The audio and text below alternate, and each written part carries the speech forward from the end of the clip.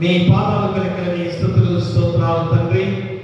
మహోన్నతుడా, మనకు గొప్ప సమయముగా ఈ పరిశుద్ధ కాల ధ్యానాలలో, ఈ 40 రోజుల శ్రీవస్తవ ధ్యానాలలో 10వ రోజులోకి నడిపిస్తున్నందుకు మీకే వేలాది స్తుతులు స్తోత్రాలు. మరి ఈ గొప్ప సమయంలో అయా మాలో ఉన్న పాప జీవితాన్ని తీసివేసుకొని పరిశుద్ధంగా పవిత్రంగా జీవించడానికి మరలా 2025వ సంవత్సరంలో మా పరికల్ప చేసిన గొప్ప సమయం తండ్రి. మరి గొప్ప సమయాన్ని ఎవరు కూడా శ్రద్ధ నిర్లక్ష్యం చేయకుండా ప్రతి మోకాలు నీ పాసందులో మోకరల్లి నీ నామానికి మహిమ ఘనత ప్రభావాలు కలిగించే బిడ్డగా ప్రతి ఒక్కరిని నడిపించమని, ఈ ఆరాధనలో మీరు తోడుగా ఉండి నడిపించమని నీ కుమారుడు మా ప్రభువైన యేసుక్రీస్తు ద్వారా వేడుకొంచున్నాము తండ్రి. ఆమేన్. ఏమీ నేరము లేక యామన స్తంభము, ఏమీ నేరము లేక యామరణ స్తంభము నేనా మోయానాయను నా యేసు ఎంత ఘోరములాయను. ఈ మానవులు ఎదుర్చలేము బయటకు తీయ ఏమీ నేరము తోచెను. నా యేసు ఎంత ఘోరములాయను.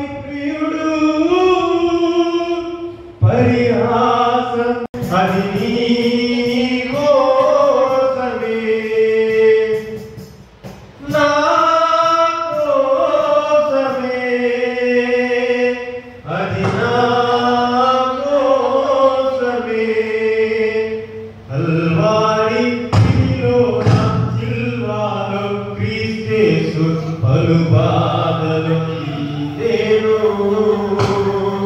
ఘోర బాధలు పొందేను కల్వారి గిరిలోన సిల్వాలో క్రీస్తు పలు బాధలు నేను ఘోర బాధలు పొందేను తారక రక్తంబు కాచి దాహము దాహము అనేను తారక రక్తంబు కాచి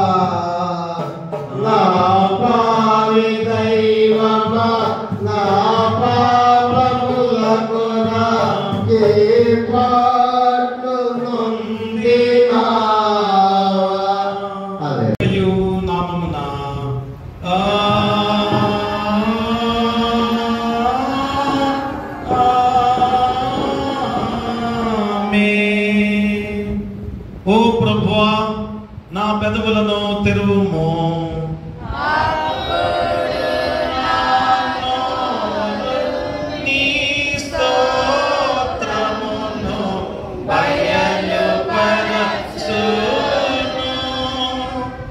ఓ దేవా, నన్ను విడిపించుటకు త్వరగా రమ్ము.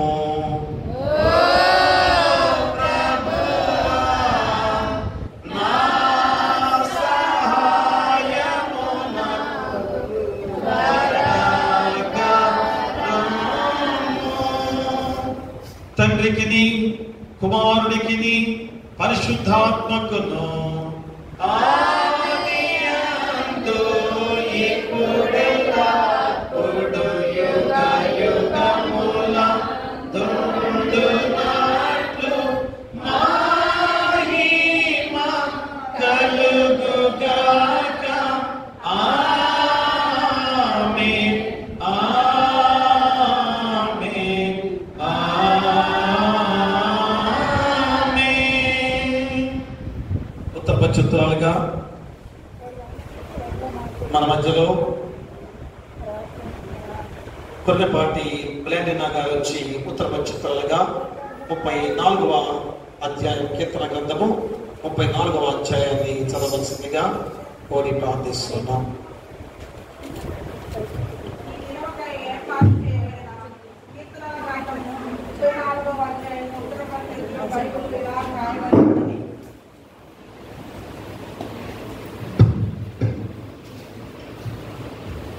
నేను ఎల్లప్పుడూ యెహోవాను సన్నిధించెదను, నిత్యము ఆయన కీర్తి నా నోట నుండును.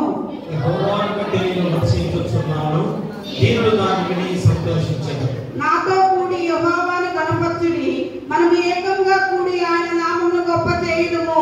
నేను యెహోవాను విచారణ చేయగా ఆయన నాకు ఉత్తరమిచ్చెను, నాకు కలిగిన భయములో నుండి ఆయన నన్ను తప్పించెను. వారు ఆయన తప్పించుటగా వారికి వెలుగు కలిగెను, వారి ముఖములెన్నడూ రక్షింపకపోవును. ఈ దీనుడు మొదలుపెట్టగా యెహోవా ఆలకించెను, అతని శ్రమలన్నిటిలో నుండి అతను రక్షించెను. వారి శ్రమల నుండి వారిని విడిపించును. దుష్టుల వారిని ఆయన రక్షించెను. నీతిమంతుని కలుగు ఆపదలు అనేకములు, వాటన్నిటి నుండి యెహోవా వారిని విడిపించును. ఆయన వారి ఎముకలన్నిటినీ కాపాడును, వాటిలో ఒకటి విరిగిపోదు. చెడుతనము భక్తిహీనులను సంహరించును, నీతిమంతుని ద్వేషించువారు అపరాధులుగా ఎంచబడుదురు. అందరూ కలిసి యెహోవా తన సేవకుల ప్రాణమును నియోజించును, ఆయన సర్వదక్షిణ వారిలో ఎవరునూ అపరాధులుగా ఎంచబడరు. తండ్రికి కుమారునికి పరిశుద్ధాత్మకు ఆదియందు ఇప్పుడు ఎల్లప్పుడూ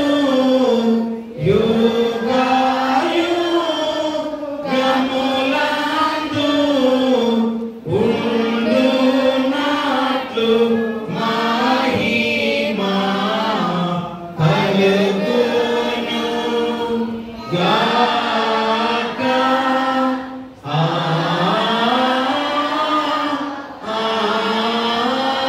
ఆమేన్. వాక్యము పఠనం చేసేవారు జరిగింది జాబితాల నుంచి పరిశుద్ధమైన మార్కు రాసిన వార్త 14వ అధ్యాయము 3 నుంచి 9 వచ్చిన. ఆయన బెతానియాలో కుష్ఠరోగి అయిన సీమోను యొక్క భోజనములకు కూర్చొని ఉన్నప్పుడు ఒక స్త్రీ మిక్కిలి విలువ గల జటామాంసి అత్తరు బుడ్డి తీసుకొని వచ్చి ఆ అత్తరు బుడ్డి పగలగొట్టి ఆ అత్తరు ఆయన తల మీద పోసాను.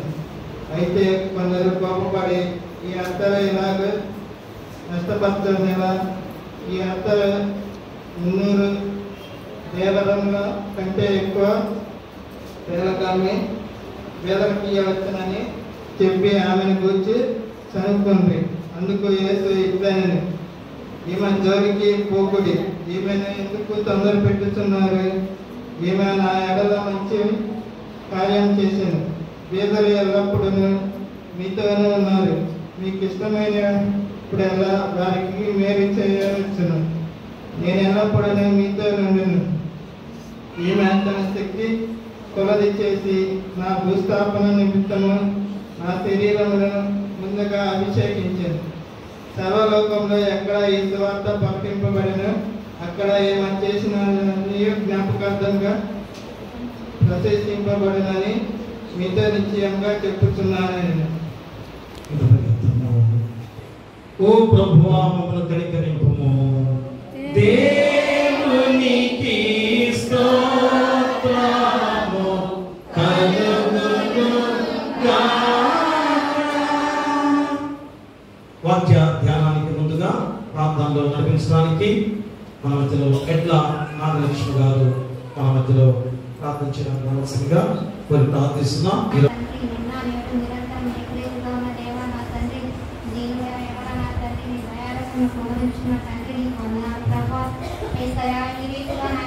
నేను ప్రార్థించడానికి మీరు ఇచ్చిన కృపను బట్టి వందనాలు ప్రభా.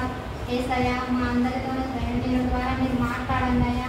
మీరు వాక్యం మా హృదయాల్లో ఫలింపు చేయండి దేవా నా తండ్రి.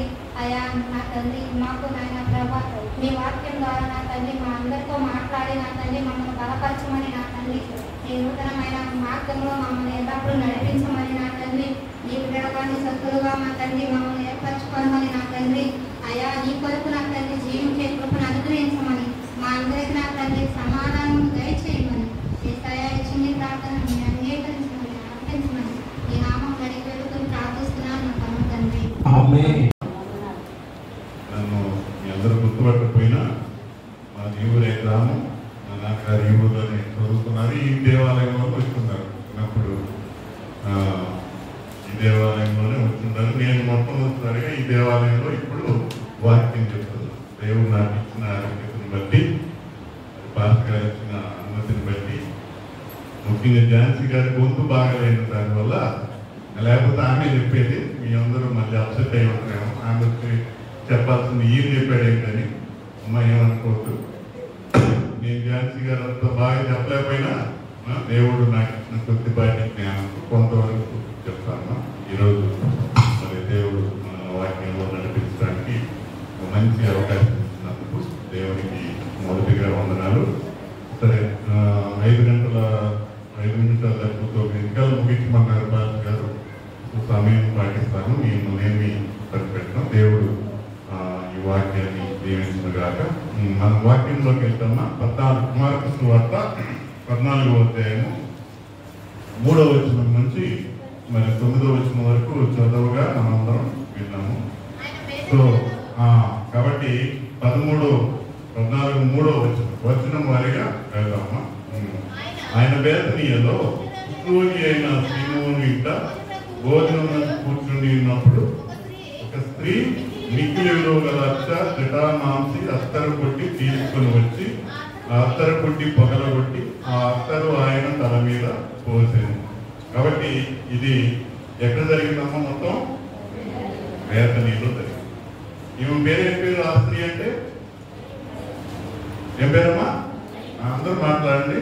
నేను అందరూ మాట్లాడిస్తాను. నేను ఒక్కడే చెప్పుకొని పోతే కాదు, అందరూ మాట్లాడుకొని దేవుని ధ్యానం చేసి దేవునిలో గడుపుతాం. ఏం పేరు? మరియమ్మ. బైబిల్లో మనకి ఎంతమంది మరియమ్మలు ఉన్నారమ్మా? అందరూ మరియమ్మలు చూడాలి ఉంటారు. నాకు తెలిసిన వాళ్ళంతా మరియమ్మ. ఏం పేరు అడిగితే మరియమ్మ. బైబిల్లో కూడా 6 ఉన్నారు. ఎంతమంది మరియమ్మలు? 6 మరియమ్మలు. మనకు బాగా 3 మరియమ్మలు బాగా తెలుసు. మొట్టమొదటి మరియమ్మ అందరికీ తెలిసిన మరియమ్మ పేరు ఏం పేరు? యేసు ప్రభు తల్లి గారు ప్రసాద్ కృష్ణ ఆ మరియమ్మ. రెండో మరియమ్మ ఎవరు? మగ్దలేని మరియమ్మ. నాకు కూడా బాగా తెలుసు కదా. యేసు ప్రభు గారు చనిపోగానే మొట్టమొదటి కనపడింది ఎవరికి? మగ్దలేని మరియమ్మ. 7 దెయ్యాలు వదలబెట్టింది ఎవరికి? మగ్దలేని మరియమ్మ. 7 దెయ్యాలు పట్టి అంట. 7 దెయ్యాలు కూడా దేవుడు వెళ్ళబెట్టాడు. మగ్దలేని మరియమ్మ చాలా ధనవంతుడు. యేసయ్య చాలా ధనవంతుడా పేదవాడా? అప్పుడు పేదోడే. యేసయ్య అంతా కార్పెంటరీ పని చేసి చెక్కలు కుర్చీలు. ఇవాళ జర్మనీ పోతే జర్మనీలో ఆయన చేసిన కుర్చీలు టేబుల్లు అన్ని మ్యూజియంలో ఉన్నాయి. ఎవరు చేసి? యేసయ్య చేసి. చూడండి ఎవరన్నా పోతే. కాబట్టి యేసయ్య కూడా పేదవాడే. అప్పుడు మరి లోకరక్షకుడిగా ఉండి పరలోకాన్ని వదిలి మనందరి కోసం పేదవాడిగా పుట్టాడు. పేదవాడిగా అన్ని కష్టాలు పడ్డాడు. కుటుంబ కష్టాలు పడ్డాడు. కుటుంబంలో పెద్ద కొడుకుగా అన్ని బాధ్యతలు మోసాడు. అవునమ్మా? బాధ్యతలు మోయాలా? తండ్రి పని మీద వచ్చినా అన్ని బాధ్యతలు చేయడానికి దేవుడు ఇష్టపడ్డాడు. కాబట్టి మరి దేవుడు తల్లి మరియమ్మ గారు. మూడో వ్యక్తి ఎవరు? ఈమె. ఈ మరియమ్మ ఈ మరియమ్మ అంటే ఏమని? బేతనీ మరి బేతనీ అంటే ఏమిటి? వాళ్ళ ఊరు. కాబట్టి బేతనీ మరియమ్మ, మగ్దలేని మరియమ్మ, మొదటి యేసు ప్రభు తల్లి మరియమ్మ. ఇంకా క్లోపా తల్లి మరియమ్మ వాళ్ళందరూ ఉన్నారు. మనకి బైబిల్లో 42 వచనాలు వాళ్ళ మీద ఉంటాయి. కాబట్టి బేతనీ గ్రామంలో ఏమేమి జరిగినాయమ్మా? ఇప్పటి వరకు లాజరు చనిపోయిన తర్వాత లేపడం జరిగింది బేతనీ గ్రామంలో. రెండోది ఏంటి? ఇది జరుగుతుంది. మరియమ్మ వచ్చి యేసయ్య యొక్క తల మీద ఏం పోస్తుంది? అత్తరు పోస్తుంది. ఇది రెండోది. మూడోది బేతనీ గ్రామం నుంచే యేసయ్య మట్టలాది వారు అంతా కదా, ఇక్కడి నుంచే బయలుదేరి యెరూషలేము, జయ యెరూషలేము, మనందరం మట్టలు పెట్టుకొని పాడతాం కదా, అక్కడికి పోవటం ఇక్కడ నుంచే. నాలుగోది ఏంటి? ఇక్కడే మరి ఆ అంజూరపు చెట్టుని మరి శపించింది కూడా దేవుడు ఇక్కడే. ఐదోది యేసు ప్రభు గారు ఆరోపణమైంది కూడా బేతనీ నుంచే. కాబట్టి బేతనీ గ్రామం అంటే పాత నిబంధనలు ఎక్కడ లేదు. కానీ కొత్త నిబంధన 4 పాత నిబంధనకి కొత్త నిబంధనకు ఒక పేజీతో తిప్పితే ఎన్ని పేజీలు? ఎన్ని సంవత్సరాలమ్మా? ఒక్క పేజీ తిప్పితే ఎన్ని సంవత్సరాలు మారినట్టు? 400 సంవత్సరాలు మారినట్టు. మనకి ఇక్కడ చివరి పాత నిబంధన నుంచి ఒక్క పేజీ తిప్పగానే కొత్త నిబంధన మత్తయి సువార్త వస్తుంది కదా, మధ్యలో ఎన్ని సంవత్సరాలు? ఈ 400 సంవత్సరాలు కొత్తగా ఏర్పడిన ఒలీవల కొండ పక్కన ఉన్న బేతనీ గ్రామం. ఈ గ్రామంలోనే ఇప్పుడు యేసు ప్రభు గారు 2 రోజుల్లో శిలువ మరణానికి గురి కాబోతున్నటువంటి ఆ సమయంలో ఒక ఇంటిలో ఎవరి ఇల్లది? సీమోను గారు. యెరూషలేము దేవాలయానికి, యెరూషలేముకు ఈ గ్రామం 2 కిలోమీటర్ల దూరంలో ఉంటుంది. యేసయ్య ఎప్పుడు యెరూషలేము దేవాలయాన్ని దర్శించుకున్నా యెరూషలేములో ఉండడానికి ఇష్టపడేవాడే కాదు. పైగా యెరూషలేములో ఈ ఇంటికి ఆహ్వానించే వాళ్ళే ఎవరు లేరు. మనం ఆహ్వానిస్తామా? యేసయ్య వస్తాడంటే ఇంటికి రమ్మంటావా? భాస్ గారు వస్తుందనగానే టీవీ ఛానల్ మార్చేస్తాం, సీరియల్ చూసేవాళ్ళం. 2 అబ్బాయి ఇంట్లో ఏమన్నా సినిమా బొమ్మలు ఉంటే గబగబ తీసుకెళ్ళి మార్చేస్తాం. 3 మనంతా శుభ్రంగా ఏదో దైవభక్తి అంతా భాస్ గారి ముందు చూపించడానికి ప్రయత్నం చేస్తాం. మరి దేవుడు అట్లాంటి అప్పుడప్పుడు చేసి ఇష్టపడతాడా? ఇష్టపడడు. కాబట్టి దేవాలయంలో నీ ఇల్లు కూడా దేవాలయం ఎట్లా ఉందో ఇల్లు కూడా అట్లానే ఉండాలి. పిల్లల గదులు అట్లే ఉండాలి. పిల్లలు మీరు అందరూ అట్లానే ఉండాలి. యేసయ్య కూడా బేతనీ గ్రామంలో 2 ఇళ్ళు అంటే ఆయనకు చాలా ఇష్టం. ఒక మొట్టమొదటి ఇల్లు ఏంటి? ఈ లాజరు, మరియా, మార్త ఉన్న ఒక ఇల్లు. ఎప్పుడు కూడా ఆయన యెరూషలేము పోయినప్పుడు ఆ ఇంట్లోనే బస చేసేవాడు. రెండో ఇల్లు ఈరోజు మనం మార్కు సువార్తలో చూస్తున్నాం. ఏ ఇల్లు అది? కుష్టు వ్యాధిగ్రస్తుడైన సీమోను. కుష్టు వ్యాధిగ్రస్తులు ఇళ్ళకి వెళ్తారా? ఎవరు వెళ్ళారు. కుష్టు వ్యాధిగ్రస్తులు ఏం చేయాలంటే నోరు ముంచుకొని ఊరి చివరి నుండి అన్క్లీన్ నేను అపరిశుద్ధుని దగ్గర రావద్దు. నోరు తెస్తే ఆ నోరు వ్యాధి వల్ల ఏమన్నా కుష్టు వ్యాధి వస్తాయేమో అని అంటే పెద్దగా అవ్వాలి. అలాంటి కుష్టు వ్యాధిగ్రస్తుడిని యేసయ్య ఏం చేశాడు? బాగు చేసి ఇప్పుడు ఎక్కడికి వెళ్తున్నాడు? ఆయన ఇంట ఎక్కడ చేస్తున్నాడు? ఏం చేస్తున్నాడు అక్కడ? ఈయన ఎక్కడ వాడు? లూకాసు వార్త 5:12 వస్తుంది. తొందరగా లూకాసు వార్త. ఆయన ఒక పట్టణంలో 5:12 ఆయన ఒక పట్టణంలో ఉన్నప్పుడు ఇదిగో కుష్ఠరోగంతో నిండిన ఒక మనుషుడు ఉండేను.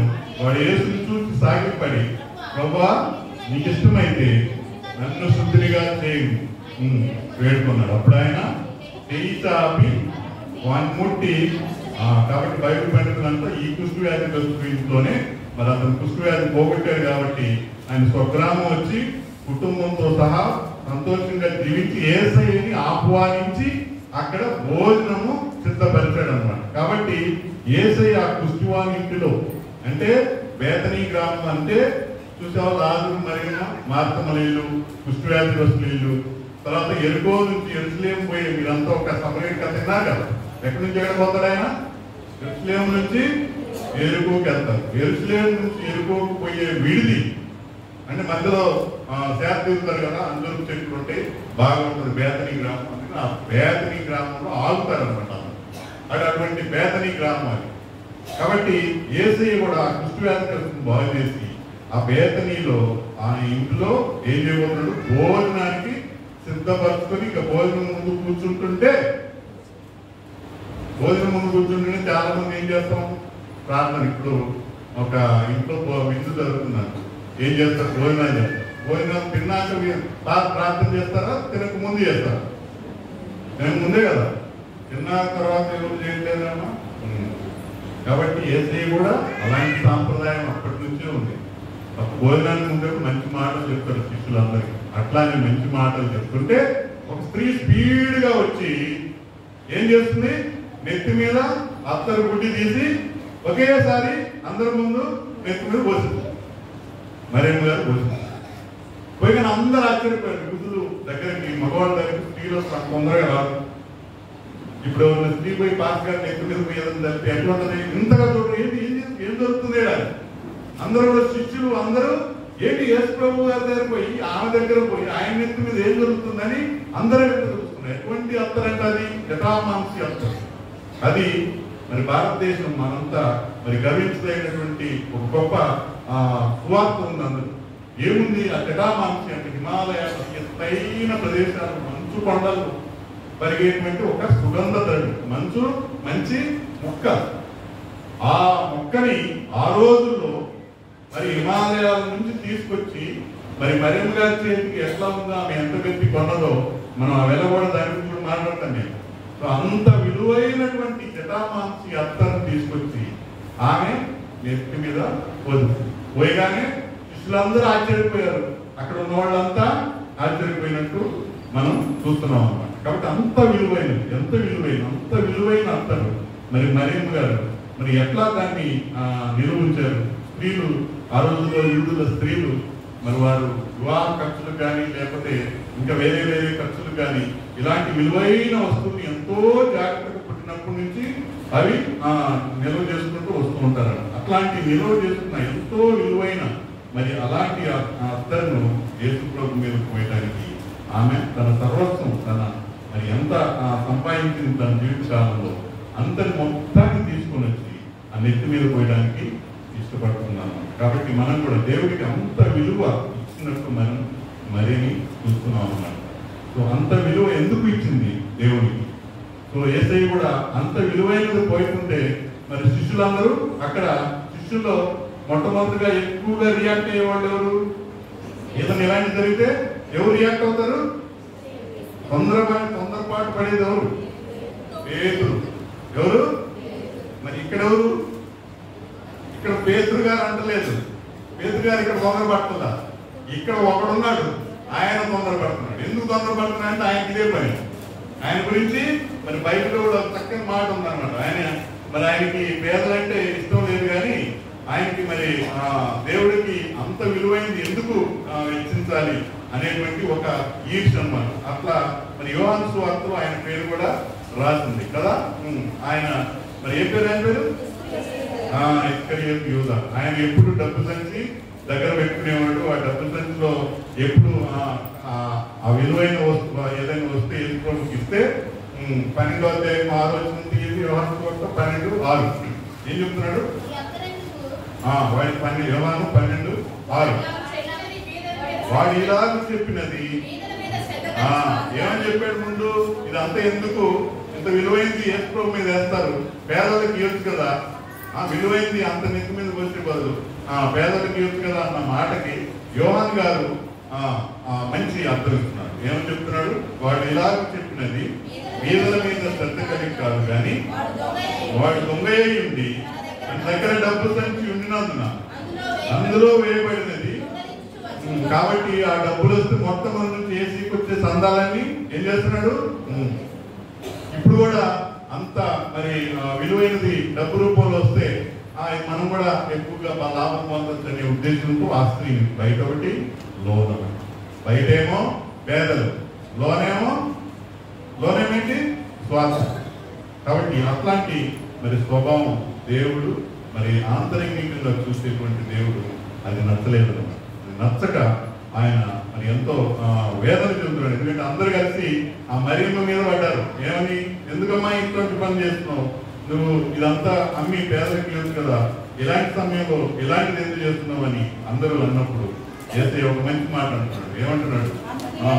యేసు ఏమన్నారు? ఆ జోలెస్సులు పోవద్దు, ఇది గద్దింపు అనమాట. మనకి తెలుగులో ఈమె జోలి పోకుడి అని అట్లా తెలుగులో రాసిన ఆమె గద్దిస్తున్నాడు యేసు, ఆమె జోలి పోవద్దు అని. ఈమెను ఎందుకు తొందర పెట్టమంటే ఏమా చెప్పండి, తొందర పెట్టమంటే ఏమో రోజు తొందర పెట్టడం అంటే ట్రబులింగ్. ఇంగ్లీష్ బైబిల్లో ట్రబుల్ అని ఉంటుంది. ట్రబుల్ అంటే బాధ పెట్టడం, మానసికంగా హింసించడం, హెరాస్ చేయడం అంటే ఇబ్బంది పెట్టడం. కాబట్టి ఎందుకు ఆమెని మరి హెరాస్ చేస్తున్నారు, బాధ పెడుతున్నారు, ఇబ్బంది పెడుతున్నారు?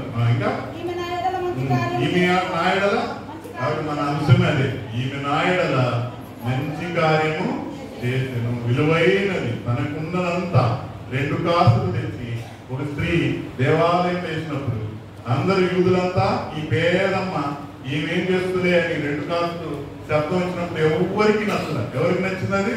యేసయ్యకి. ఎందుకంటే యేసయ్య కూడా పరలోకంలో అంతా వదులుకొని భూలోకంలోకి వచ్చి ఎంతో కష్టపడి పేదవాడిగా నేరస్తుడిగా చనిపోయాడు. ఎలా చనిపోయాడమ్మా? సెల్ఫ్ ఎంప్లాయ్మెంట్ అంటారు అన్నమాట. అంటే ఏమి లేకుండా తను తాను వ్యక్తులుగా చేసుకుని, స్త్రీ కూడా మరియమ్మ కూడా తనకు తాను ఏం చేసి మొత్తం సమర్పిస్తుంది. అలాగే 2 కాసులు విధవరాలు స్త్రీ మొత్తం సమర్పిస్తుంది. కాబట్టి సెల్ఫ్ ఎంప్టీనెస్ అట్లా మొత్తం సమర్పించుకోవడం మరి యేసయ్యకి ఎంతో ఇష్టమైంది. అది ఎంత విలువ కలిగినది అనేటువంటిది ఇక్కడ రాయబడి ఉందన్నమాట. ఎంత విలువ కలిగింది అంటున్నాడు చదవండి. ఇంచుమించు ఎంతలు కాబట్టి 300 దేవాలయానికి ఎన్నో రాస్తుంది చూడండి. 160 రూపాయలు. 160 రూపాయలు విలువైందా? 150 రూపాయలని విలువైందా? చెప్పాలి ఇప్పుడు అందరూ. ఇక్కడ పెద్ద సత్యం ఉంది. బైబిల్ పొల్లైన బోధ 150 రూపాయలు బోధ చేస్తే ఏముంది అక్కడ? ఎందుకు 150 రూపాయలు విలువైందని యేసయ్య అంటున్నాడు? ఏమా బైబిల్ ఎప్పుడు ట్రాన్స్లేషన్ చేయబడింది తెలుగులో? ఎప్పుడు తర్జుమా చేయబడింది? ఏ సంవత్సరంలో? 1836లో. ఎప్పుడు? అందరు చెప్పండి. 1836లో 160 రూపాయలు అది. ఎప్పుడన్నా? 1836లో 160 రూపాయలు. ఇప్పుడెంత? మన చిన్నప్పుడు రూపాయికి ఎంత వస్తుంది? కాబట్టి ఒక దీనారం అంటే ఒక రోజు కూలి. ఒక రోజు కూలి అంటే మన చూడాలని ఎంత? 1000 రూపాయలు అనుకున్నాం. 1000 రూపాయలు 500 ఏమంట? 1000 రూపాయల 500 సరే 500 అనుకో. సో 500 రోజు కూలి. 365 రోజులు. సంవత్సరంలో ఎంత? 500 వేస్తే 1,00,000. లేదా 365 రోజులు 365,000 అంటే 3,65,000. 1000 రూపాయలు అయితే లేదు 500 లెక్క వేసుకుంటే సుమారు 1,30,000. 1,30,000 ఈ రోజు కలిగినటువంటి ఒక అత్తను తీసుకెళ్లి యేసు ప్రభు నెత్తి మీద పోస్తే మరి ఎవరికైనా డబ్బు ఆశ కలిగినోడు యోధా లాంటి ఆమెకి ఏమంటాడు? ఇంత 1,00,000 రూపాయలది ఆయన నెత్తి మీద వేస్తారా? డబ్బులు దేవుడికి ఇవ్వడానికి ఎంత ఇష్టపడుతున్న మరియమ్మ చూడండి. దేవుడికి ఇవ్వాలంటే ఎంతో ముందుకు రావాలి. చందా రాగానే ఇంట్లో చల్లని రూపాయలు, చల్లని 10 రూపాయలు, చల్లని 20 రూపాయలు. నేను మా నాన్నగారు పాస్ గారప్పుడు చందా కాళ్ళు తీసి కింద చందా పోస్తే అన్ని 20 రూపాయలు తిరిగి 10 రూపాయలు తిరిగి మా దేవుడికి ఇచ్చేది అదేనా? అట్లాంటి ఇస్తారా? పాస్ గారు ఇప్పుడు అట్లానే వస్తున్నాయి అనుకుంటా. అప్పుడప్పుడు వస్తామండి. దేవుడికి అట్లా ఇవ్వచ్చమ్మా? ఇవ్వకూడదు. దేవుడికి ఉత్తమమైనది ఇవ్వాలి. ఏది ఇవ్వాలమ్మా? ఉత్తమమైనది ఇవ్వాలి. నీకు మరి దేవుడు కలిగజేసి ఇంత కృపనివ్వడం అంటే కృప అంటే ఏంటి? కృప అంటే ఏంటమ్మా? దేవుని కృప వల్లే మనం బ్రతుకున్నాం. ఇక్కడ దేవుని కృప అంటే మన ఇంట్లో దొంగతనం చేశాడు. టైం అవుతుందా? మన ఇంట్లో దొంగతనం చేస్తే ఎవరైనా అందరూ దొంగ అని వచ్చారు అని అందరూ వచ్చి దొంగ పట్టుకున్నారు. పట్టుకొని ఏరా ఏంది దొంగతనం చేస్తే అందరూ పట్టుకుపోతే మన దగ్గరికి వచ్చాడు. అయ్యా కొట్టబాకండి అయ్యా, ఏదో దొంగతనం చేశాను యజమానిగా, సరే పో అని వదిలేసామనుకో, దాన్ని ఏమంటారు? జాలి, దయ అంటారు. మళ్ళీ అరే నువ్వు ఎందుకు దొంగతనం చేసావు అని నేను అడిగాను అనుకో, ఆయన అయ్యా మా ఇంట్లో మా అమ్మాయి జ్వరం వచ్చింది, డబ్బులు లేవు, అందుకని దొంగతనం చేశా అన్నాడు అనుకో. నువ్వు ఇంట్లో ఒక 5,000 తీసిచ్చావు ఎవరికి? దొంగకి. దాన్ని ఏమంటారు? అది కృప. తప్పిపోయిన కుమారుడు డబ్బులు ఆస్తులన్నీ పోగొట్టుకొని ఇంటికి వచ్చినప్పుడు తండ్రి దూరంగా చూసి ఏమన్నాడు? అరే ఎలా పోతే పోయావు, కష్టపడి కష్టపెట్టావు, ఏదో మూలబడి తిను అందా. మూల కూర్చొని తినన్నాడా?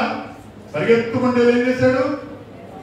వస్త్రం ఇచ్చాడు, కుమారుడిగా చేర్చుకున్నాడు, ఉంగరం ఇచ్చాడు, ముద్దు పెట్టుకున్నాడు, కాళ్ళకు చెప్పులు ఇచ్చాడు. కాళ్ళకు చెప్పులు అంటే బానిస, ఎవరో దూరం సంబంధం లేని వ్యక్తిని ఇంటిలో చేర్చుకుని ఇంక నీకు నా ఆస్తులు మళ్ళా భాగం ఉందిరా. ఇది కృప అంటే. మనం ఎన్ని తప్పులు చేసినా, ఎన్ని పాపాలు చేసినా, రోజు ఆదివారం వచ్చి దేవుడి దగ్గర మొక్కుకుని అయ్యా పాపాలన్నీ చేస్తున్నాం, మళ్ళీ పోతున్నాం, మళ్ళీ చేస్తున్నాం, మళ్ళీ వస్తున్నాం, మళ్ళీ పోతున్నాం, మళ్ళీ చేస్తున్నాం. అయినా మనల్ని దేవుడు సజీవుడు లెక్కలు ఇంకా బాగా చూసుకుంటున్నాడంటే ఇది దేవుని కృప మాత్రమే.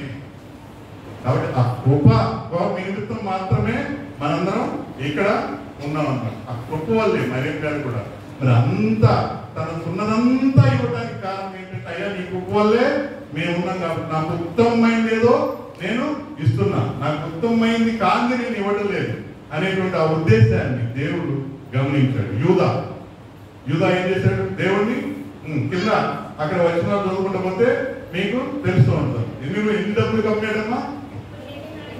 30 దినాలను 30 దినాలు 12 నెలల జీతం మరియమ్మ ఇస్తే ఈయన యేసు ప్రభు గారిని అమ్మింది ఎంత?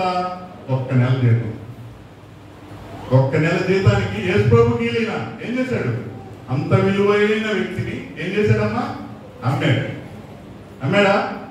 అమ్మినా దేవుడు ఏమన్నాడు? అరే నువ్వు నన్ను అమ్మావు, నువ్వు ఆ పట్టించేటప్పుడు యేసయ్య ఒక మంచి మాట అంటాడు అన్నమాట. యూదాన్ని పట్టించేటప్పుడు ముద్దు పెట్టుకొని ఆయన వచ్చినప్పుడు యేసయ్య ఒక మంచి మాట అంట. అయ్యా నువ్వు నన్ను పట్టిస్తున్నావు, నువ్వు దుర్మార్గుడు, దుష్టుడు అని అనలేదు. ఏమన్నాడమ్మా? చెలిగాడా. అందరు చెప్పండి, చెలిగాడా అంటే చెప్పండి. ఏం చెలిగాడా? స్నేహితుడా. యూదాకు మళ్ళీ కృప చూపించి అవకాశం ఇస్తున్నాడు. స్నేహితుడా, నువ్వు చేసేదేదో నువ్వు చెయ్యి, నన్ను అప్పగించిన నాకేం కోపం లేదు, నువ్వు ఇప్పటికైనా మారు స్నేహితుడా అని సంబోధించడంలో అది ఎంత గొప్ప అర్థం వస్తుందన్నమాట. అక్కడ నన్ను పట్టించిన నాకు బాధ లేదు, నాకు ఇబ్బంది ఏం లేదు, కానీ నువ్వు ఇప్పటికైనా మారు. ప్రభువులో ఆ పాపిని వేరు చేస్తుంది యూదాన్ని. అందుకే దేవుడు ఇష్టపడ్డా చెలికాడా అంటున్నాడు. ఒక మంచి పాట. ఏం పాట అది? అందరు పాడదామా? ప్రభు ప్రేమ తొలికేక హృదయములో వచ్చిన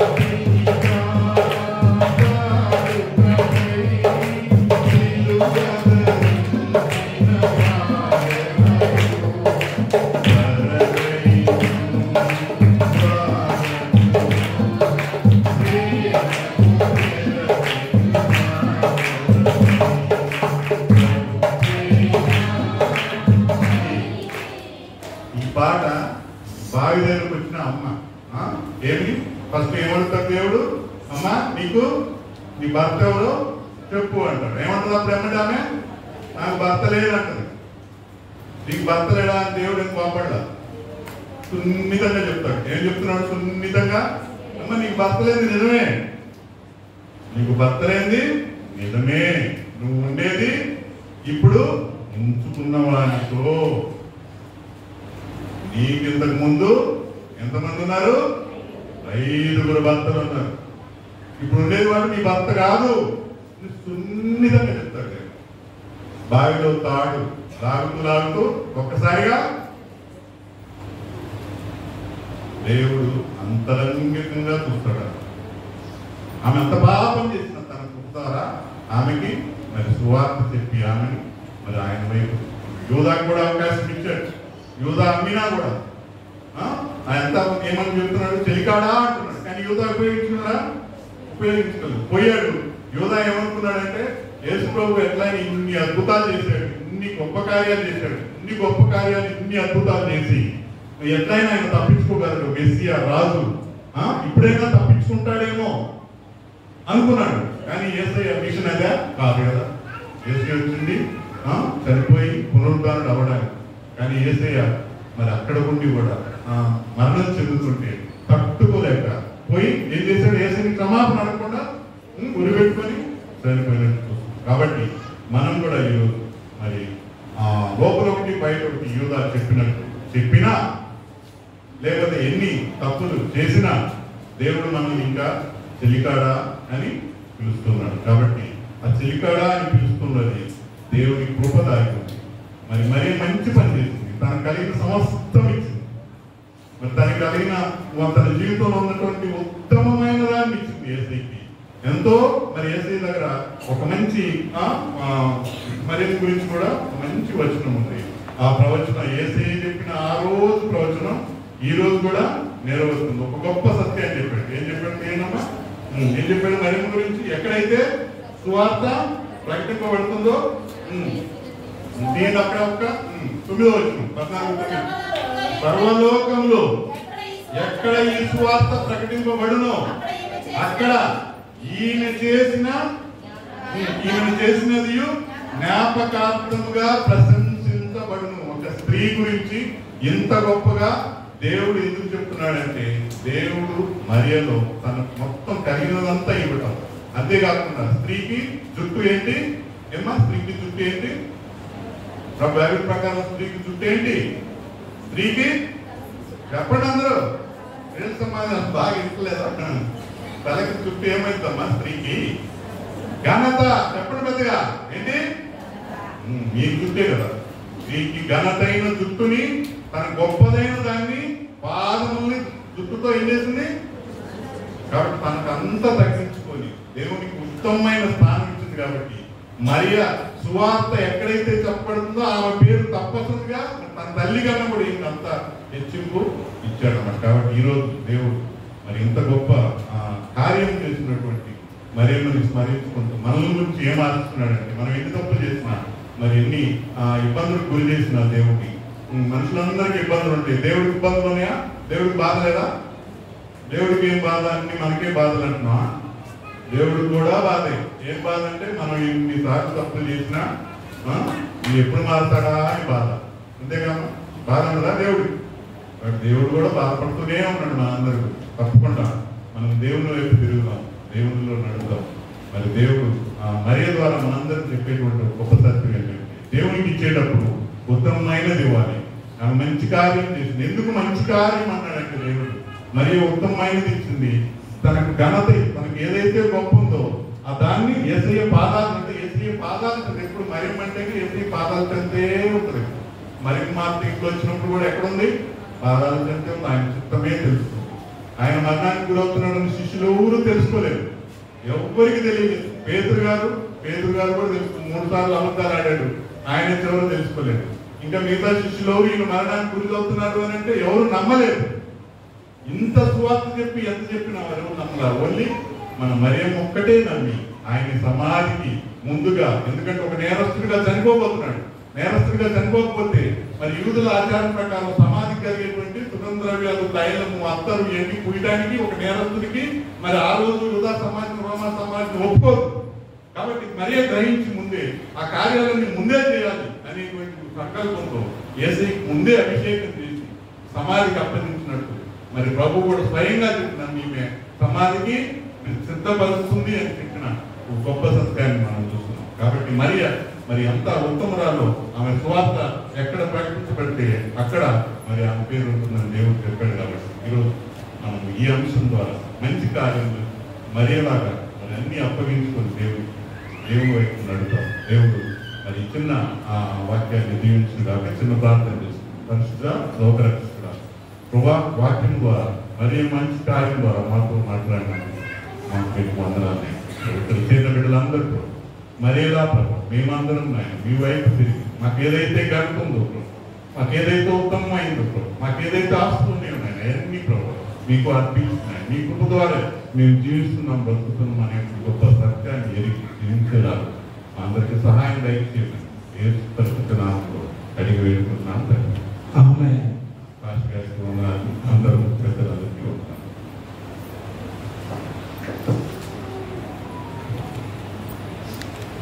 చాలా సంతోషం. మరి రోజు చక్కటి వాక్యాన్ని అందించడానికి మరి శక్తిగా నేను చెప్పట్లేదు, కానీ మరి దైవజనుల కుటుంబాల్లో పెరిగిన బిడ్డలు మరి అంత ఉద్యోగాలు చేస్తున్నా కానీ దేవుని పరిచయంలో ఉండటం అనేది నిజంగా ఆశ్చర్యకర విధానం. మీరు వారు చేసే జాబు మరి గొప్ప ఆఫీసర్గా చేస్తున్నారు. మరి అసలు సమయం ఉండదు. మరి అయినా కానీ మరి కొద్దిగా సమయంలో కూడా మన మధ్యకి వచ్చి వాక్యాన్ని అందించడానికి మరి నేను అడిగాను. మనకు ప్రత్యేకంగా ఒక 2 వారాలు ఇద్దామని అనుకుంటే అయ్యగారికి సమయం ఉండదని ఝాన్సీ గారు చెప్పారు. మరి అయినా కానీ ఝాన్సీ గారి యొక్క టైంలో, మేడం గారి టైంలో మరి అయ్యగారికి ఈరోజు చక్కటి అవకాశం మనకి దొరికింది. మరి మంచి వాక్యం. మరి ఎందుకంటే ఆ డబ్బు విలువ అనేది కాదు, కానీ మరి దేవుని విషయంలో ఉత్తమమైన దాన్ని చేస్తే అది ఎంత మంచి కార్యముగా చేసిన ఆ మరియా ఈరోజు ఎంత దీవెన పొందుకుందో దేవుని ద్వారా.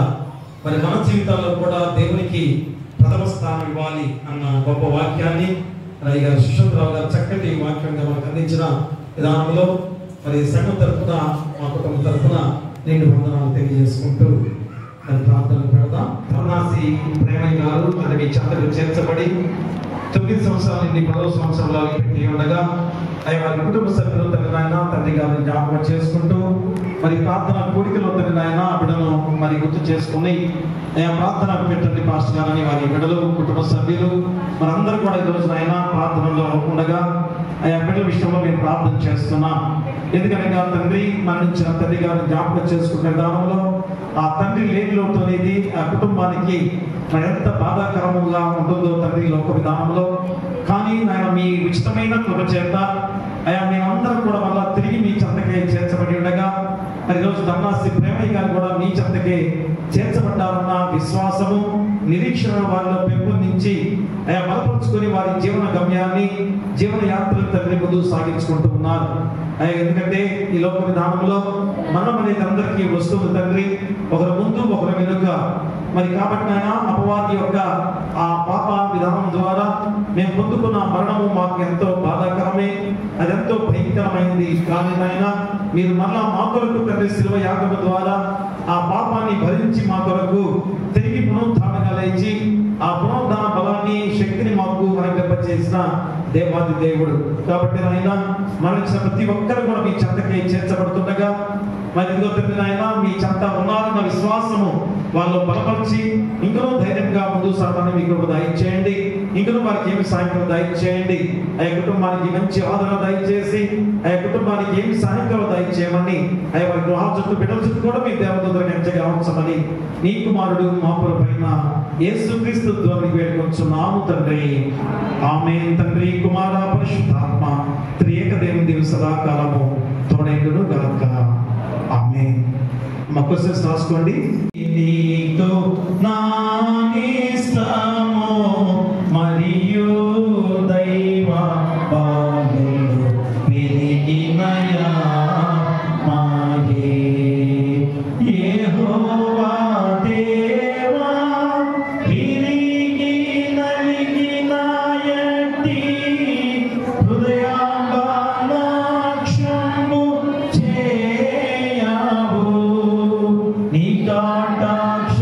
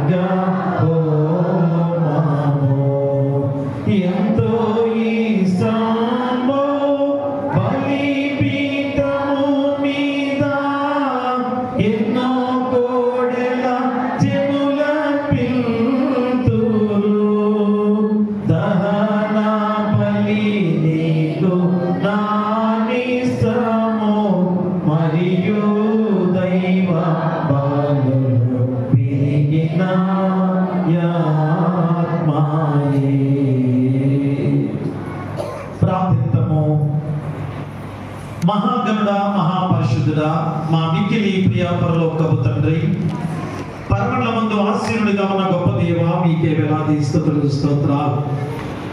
ఈ 40 రోజుల శ్రమకాల ధ్యానాలలో 10వ రోజులోకి నడిపించి అయా మంచి కార్యము చేశాను అన్న అంశంతో ఈరోజు మాకు చక్కటి వాక్యాన్ని ఆయన వినిపించినందుకు మీకే వేలాది స్తుతులు స్తోత్రాలు. మరి ఎందుకనగా తండ్రి మరియా మరి తన యొక్క జీవితాన్ని సర్వస్వాన్ని కూడా మరి దేవునికి సమర్పించుకున్న గొప్ప విధానంలో ఆయా డబ్బు విలువ, ధనం విలువ, మరి లోకపు జీవితపు విలువనేది ఆయా దేవునికే చెందాలి. మరి దేవుడే ఇంతగా మనను ఏ విధంగా దీవింపచేసి ఇంత ధన్యకరమైన జీవితాన్ని మాకు అనుగ్రహింపచేసిన దేవుడే మాకు దిక్కు అన్న విధానంలో తండ్రి రోజు ఆ మరియ చేసిన గొప్ప కార్యము ఆయా మంచి కార్యముగా అతని ఆయన ఉన్న గొప్ప విధానం. ఎందుకంటే దేవుడికి చేసే ప్రతిదీ కూడా ఆయా మంచి కార్యము చేసే ప్రతి వాళ్ళు కూడా ఆయన ఎంతగా మేలు పొందుకుంటారో ఈ రోజు ఆయన వాక్యం ద్వారా సెలవిచ్చిన విధానం.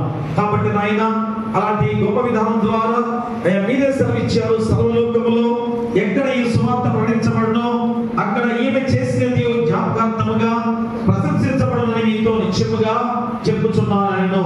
అంటే అయా దేవుని ఎవరైతే భయభక్తులు కలిగిన వారికి ఉంటారో, అయా దేవుని ఎవరైతే ప్రేమించే వారికి ఉంటారో, అయా వారు ఎంతగా దీవించబడే వారికి ఉంటారో ఈ రోజు ఆయన గుర్తు చేసుకున్న గొప్ప విధానం.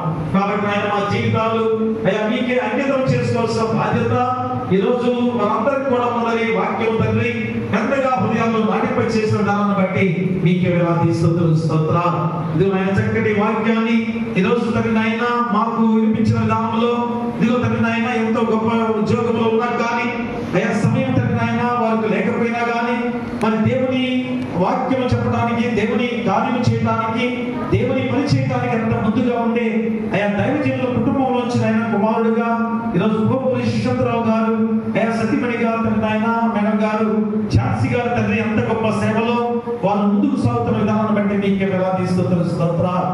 ఎందుకనగా తండ్రి చిన్ననాటి నుంచి మీ శిక్షలో మీ బోధలో పెంచిన బిడ్డలుగా అయా ఇద్దరు కూడా తండ్రి ఆయన దైవికమైన దానిలో పెరిగిన బిడ్డలు అయ్యా. కాబట్టి ఈ రోజు ఎంత ఆసక్తి ఆయన దేవుని వాక్యం చెప్పాలని ఆయన దూతను మేము ఆహ్వానించిన వెంటనే, అడిగిన వెంటనే కాదనకుండా ఆ రోజు తండ్రి వాక్యాన్ని తండ్రి మాకు అందించిన గొప్ప విధానము అయ్యా. కాబట్టి వారు చేసే ఉద్యోగములలో ఆయన మీరే తోడుగా ఉండండి, ఆయా ప్రయాణాల్లో మీరు తోడుగా ఉండండి. ఎందుకంటే ఎంతో దూర ప్రాంతంలో చేస్తున్న ఉద్యోగంలో వారు ఉన్నారు తండ్రి. అయినా కానీ తండ్రి ఆయన సేవ పరిచర్య విషయంలో అయ్యా అంత దూరం కూడా వారు దూరం పట్టించుకోకుండా అయ్యా ప్రయాసం అనుకోకుండా వారు చేరి అయ్యా దైవ వర్తమానం అందించే గొప్ప బిడ్డలుగా ఉంచినందుకు కూడా మీకే వేలాది స్తుతులు స్తోత్రాలు. అయ్యా మేడం గారు ఆయన ఝాన్సీ రాణి గారు కూడా దీవించి బలపరచండి. అయ్యా సేవలో ఎంతో ఆయన ప్రయాసపడుతున్నారు అయ్యా. కాబట్టి ఆయన ఇద్దరు కూడా మరి ఈ యొక్క దీవెనకర విధానంలో చక్కటి బిడ్డలు అయ్యా మంచి గొప్ప స్థితిలో వారు నడిపించుకున్న విధానం బట్టి కూడా మీకు స్తుతులు స్తోత్రాలు. ఏ శోధన రానికుండా మీకు ఆయన వారి గృహాల చుట్టూ, బిడ్డల చుట్టూ, ప్రయాణాల చుట్టూ కూడా మీ దేవదూతలు గట్టిగా ఉంచమని వేడుకు ప్రార్థన చేస్తున్నాం. మరి ఉన్న వాక్యాన్ని ఫలింపు చేయండి. ఆ వాక్యాన్ని వెలుగుగా చేసిన వెలుగుల గృహాల్లో ఆపాదించుకునే బాధ్యత దయచేయండి. ఇదిగో ఆయన గొప్ప సమయంలో వచ్చిన వారు దాన్ని బట్టి ఉన్నవారు, దాని వారి బట్టి వృద్ధాప్యులు ఉన్నవారు, నడివయసులో ఉన్నవారు, ఎవరు ప్రయాణిస్తున్న ఉన్నవారు, చిన్నబిడ్డలు, కుష్ఠరోగులు, అనాథలు, అభాగ్యులు, గర్భిణీ శిశువుల కోసం దయచేయండి. బాలింతరాలు తల్లిదండ్రులు క్షేమంగా ఉంచండి. అయ్యా పిల్లలు లేని వారి బిడ్డలు దయచేయండి. వివాహాలు కాని వారికి వివాహాలు చేయండి. గృహాలు లేని వారికి గృహాలు ఇవ్వండి. ఉద్యోగాలు లేని వారికి ఉద్యోగాలు దయచేయండి. ఆర్థికంగా ఇబ్బంది పడుతున్న ఆర్థికంగా సాయం చేయండి. విధవాళ్ళ పక్కన వ్యాఖ్యం చేసే విధంగా మీ కృప వారికి దయచేసి అయ్యా వారి యొక్క జీవిత విధానంలో మీరే తోడుగా ఉండి నడిపించమని మేము ప్రార్థన చేస్తున్నాం. అలాగే తండ్రి నాయన ఎదుగు అనారోగ్యంతో బాధపడుతున్న బిడ్డలు సంఘంలో కానీ, గ్రామంలో కానీ, హాస్పిటల్లో కానీ ఎవరైతే ఉన్నారో మా సంఘంలో ఎన్నో వ్యాధులతో బాధపడుతున్న బిడ్డలు చాలా మంది ఉండగా ప్రతి ఒక్కరిని నాయన మీ హస్తాలతో తాకి ముట్టి స్వస్థపరచమని వేడుకలు ప్రార్థన చేస్తున్నాం. అలాగే నాయన కష్టమైన పనులు చేసుకునేవారు ఆ కష్టాన్ని ప్రజలు రప్పించండి. అలాగే నాయన వాహనం ప్రతి వారిని కూడా క్షేమకరంగా నడిపించండి. ఆయా పాడి పశువులను దీవించి బలపరచండి. అలాగే తండ్రి పాడి పశువులను, అలాగే పశువుల కాపులను, గొర్రె కాపులను దీవించి బలపరచండి. ఉద్యోగస్తులను, దూర ప్రాంతాల ఉద్యోగాలు చేసే ప్రతి బిడ్డను ఆయన చేసే ప్రయాణాల్లో మీరు తోడుగా ఉండండి. ప్రమోషన్లతో నడిపించండి. చదువుకునే బిడ్డలు ఎటువంటి ఎగ్జామ్స్ పూర్తి అయ్యి ఉండగా ఐదుగురు తగిన మిగతా ఎగ్జామ్స్ 10th క్లాస్ వారు కానీ వేరే వేరే ఎగ్జామ్స్ ప్రతి బిడ్డను కూడా మంచి మార్కులతో విజయం సాధించే బాధ్యత ప్రతి బిడ్డకు దయచేయండి. ఆస్తులో ఉన్న ప్రతి బిడ్డను దీవించండి. అలాగే తండ్రినైనా మరి గొప్ప సమయంలో తండ్రినైనా ఆ ప్రజల క్షేమాన్ని కోరుతూ చేసే ప్రతి ఉద్యోగస్తులను దీవించి బలపరచండి. అవి వారు చేసే ఆ ఉద్యోగ విధానంలో ప్రజల క్షేమాన్ని కోరుతూ చేస్తే తిరిగి మీ ద్వారా ప్రతిఫలం మీరు ఇస్తారని వాగ్దానం చేస్తున్నారు. అటు వారికి దయచేయండి. ప్రపంచ నాయకులు, దేశ నాయకులు, రాష్ట్ర నాయకులు, జిల్లా నాయకులు, గ్రామ నాయకులు ఆయా ప్రజల క్షేమాన్ని కోరుతూ శాంతి సమాధానంతో పరిపాలించే బాధ్యత వారి దయచేయండి. అటు ద్వారా మీ కృప నిత్యం వారి మీద ఉండి ఎంతో దీవెనకరంగా ఆయా శాంతి సమాధానంతో నడిపించే విధానంలో మీ కృప బాహుళ్యాన్ని వారిపై దయచేయమని వేడుకలు ప్రార్థన చేస్తున్నాం. మరి సమయంలో ఆయన ధర్మాసి ప్రేమయ్య గారు 9వ సంవత్సరం నుండి 10వ సంవత్సరంలో అడిగిపెట్టి ఉండగా మీ చెంతకు చేర్చబడి 10వ సంవత్సరం జ్ఞాపకార్థ కూడికగా దేవాలయంలో తండ్రి ప్రార్థనలో వారు ఏర్పాటు చేసుకుని ఉన్నారు. అయ్యా కాబట్టి వారి కుటుంబ సభ్యులందరూ బట్టి కూడా నేను ప్రార్థన చేస్తున్నాం. మీ పరిశుద్ధాత్మ శక్తి వారిపై కుమ్మరించిన ఆయన వారికి ఏమి సాయంత్రం దయచేయండి. అయ్యా ప్రేమయ్య గారు లేని లోటు వారి కుటుంబంలో ఉంటుంది ఆయన. కానీ వారు క్రైస్తవ జీవితంలో ఎరిగిన వారు కనుక అయ్యా మీరు దేవుని చేత ఉన్నారన్న విశ్వాసం చేత అయ్యా బిడ్డల నిరీక్షణ చేత వారందరూ కూడా ధైర్యంగా వారి జీవిత యాత్రలో ముందుకు సాగుతున్నారు. ఎందుకంటే ప్రధాన దూత ఆత్మ శబ్దంతో మీరు రెండవ రాకడగా వస్తున్నప్పుడు మేమందరం కూడా సమాధుల్లో వారు ముందుగా మీరు కొట్టారు. తర్వాత సజీవులుగా మేము కూడా మీతో ఏకముగా రాబోతున్నామని గుర్తు చేస్తున్నప్పుడు అయ్యా మేమందరం కూడా అక్కడ కలుసుకోబోతున్న సత్యాన్ని గుర్తు చేస్తున్నారు.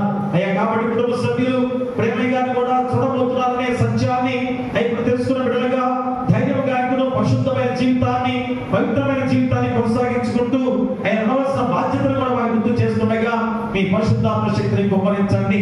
మరి గొప్ప సమయంలో ఇదొకటి ప్రార్థన కూడికలో పాల్గొన్న ప్రతి బిడ్డను పేరు పేరున దీవించి ఆశించిన ఆయన ఏ శోధన రానియకుండా మళ్ళా తిరిగి వెళ్తుండగా క్షేమకరంగా నడిపించమని ఆయన డెలిగేట్ గారిని, సంఘ పెద్దలను, కులపెద్దలను, పిసిసి వారిని, సర్వాధిని దీవించే సంఘాన్ని ఆయనకును ఆయన గొప్ప స్థితిలో నడిపించడానికి మీ పరిశుద్ధాత్మ శక్తిని కుమ్మరించమని మరి చేరిన ప్రతి బిడ్డను పేరు పేరున దీవించి మళ్ళా తిరిగి వెళ్తుండగా క్షేమకరంగా నడిపించమని సంఘం చుట్టూ, గ్రామం చుట్టూ కూడా మీ దేవదూతల గంచెగా ఉంచమని నీ కుమారుడు మా ప్రభువైన యేసుక్రీస్తు ద్వారా వేడుకొంచున్నాము తండ్రి.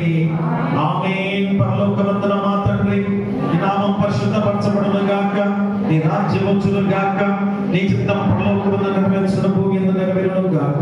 మా దినాహారం నేడు మాకు దయచేయము.